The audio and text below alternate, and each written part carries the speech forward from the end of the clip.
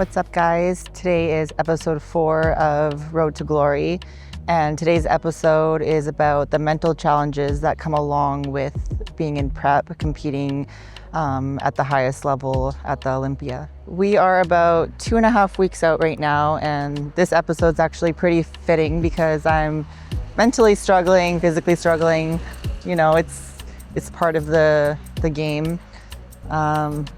It's funny, you always think that it would get easier after doing 30 competitions, but it's always the same thing. It's always a mental struggle.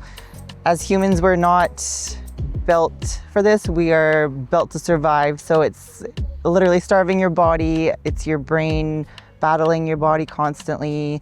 And you just have to be very mentally strong and have a solid support group with you. So we're just getting some steps in before my workout. I definitely prefer outdoor cardio. Helps with the mindset, helps mentally for me to get fresh air and just get out of my house. I hate staring at the treadmill and just watching the minutes go by, so this kind of just makes it a bit easier for me, and I feel a lot better after I get out. So I'm feeling pretty depleted now. My calories are pretty low. Steps are 15,000 a day. I don't really do any intense cardio, I guess you could say. It's pretty much slow and steady state, just making sure I get all of my steps in. I think my biggest downfall, and I've gotten better, but it's believing in myself and that I am worthy.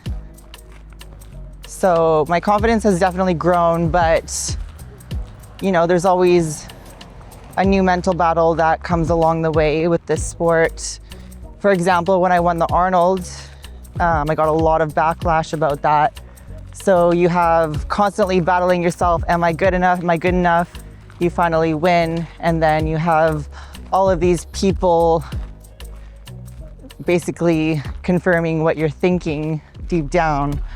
But, you know, having the right people around you, again, is definitely a huge help to talk you out of it. I honestly can't believe we're almost 2 weeks out. Just need to get a tiny bit leaner. I always get leaner 2 weeks out. At that point is when things start to really happen, and it's the hardest part for sure. I'll be heading down to Arizona first to finish my peak week with my coach, which is going to be great for me. I've never done something like that before, so just being there and also seeing other people who are world-class athletes just sharing the same goal and working hard is going to be super, super inspiring for me. Being with my coach, it helps mentally because he's there physically to, one, train me, and two, see me in person, to actually see how I'm doing and looking. It makes a huge difference in comparison to only communicating online. So something I would recommend when things start to get hard around this time is focusing day by day, just breaking it down, trying not to look ahead too much because it can just be very overwhelming. So you're just trying to get everything done every day that you're supposed to get done. Do you do a lot of journaling or any journaling? I don't, but when I have, it does help. If I'm not in the right mindset, something that helps me feel better is going on a hike with a lot of trees and nature around me. Also stretching, rolling out my muscles. I do have my own mental struggles. As long as I can remember, I've had anxiety, I had depression at one point.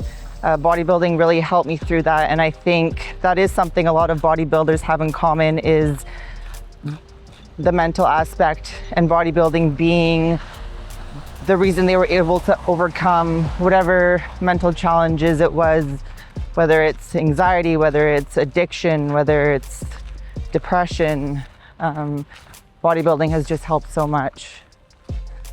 I was recently diagnosed with ADHD about 3 years ago now, and everything just started to make a lot more sense.